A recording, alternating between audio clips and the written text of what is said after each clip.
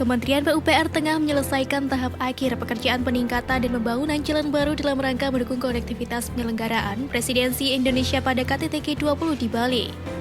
Peningkatan fungsi jalan dan jembatan di Bali ini sebagai tindak lanjut Peraturan Presiden Nomor 116 Tahun 2021. Untuk meningkatkan kualitas dan estetika, seluruh pekerjaan preservasi jalan dan jembatan disertai dengan biotifikasi dan penghijauan yang masif sehingga lebih ramah lingkungan.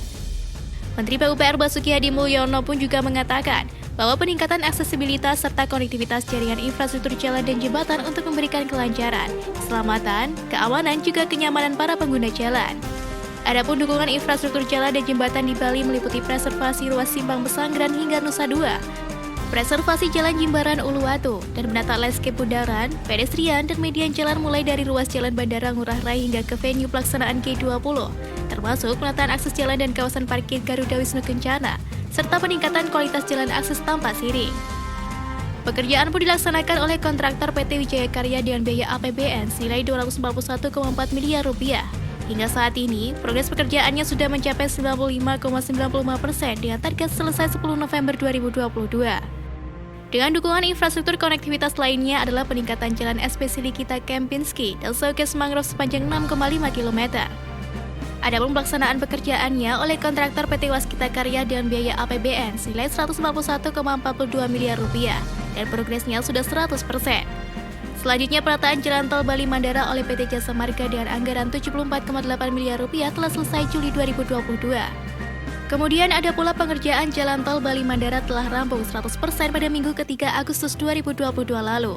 Pekerjaan yang dilaksanakan PT Jasa Marga Bali Tol ini meliputi penataan landscape, green environment dalam program penanaman mangrove, pohon hingga pembuatan taman.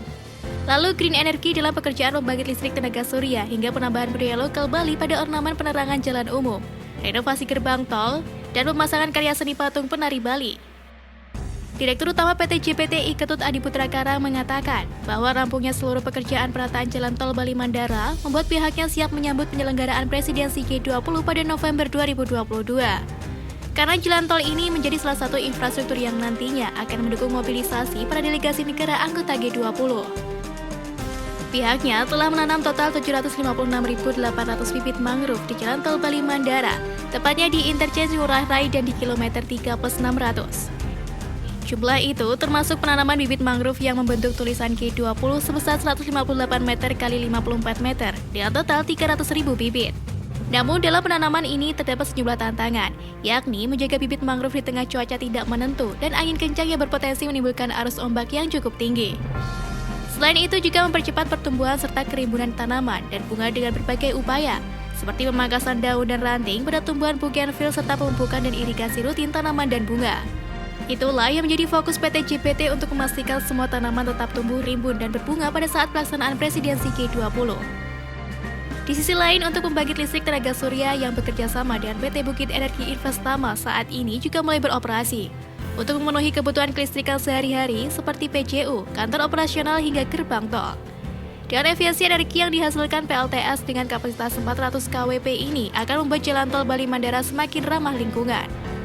Untuk itu, diharapkan Provinsi Bali yang dituju sebagai pusat lokasi penyelenggaraan KTT G20 akan siap sebagai tuan rumah sekaligus sejalan dengan tema utama Recover Together, Recover Stronger.